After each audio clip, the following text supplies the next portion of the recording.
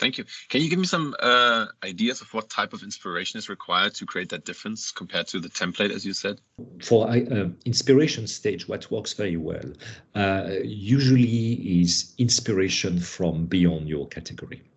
The reason why I think it works well, it's because people who run these ideation, innovation workshops or need these ideas basically are experts. They know a lot about their category.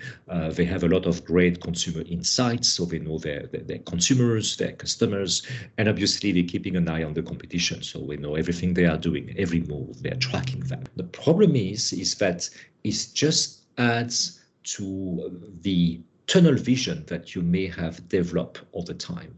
And that tunnel vision is that when you know so much about a topic, about a category, when you're so close to a challenge, it is very hard to think of new solutions, of lateral solutions, breakthrough solutions that usually comes from outside your category. So you are adding more and more expertise to the challenge, knowing even more what's happening.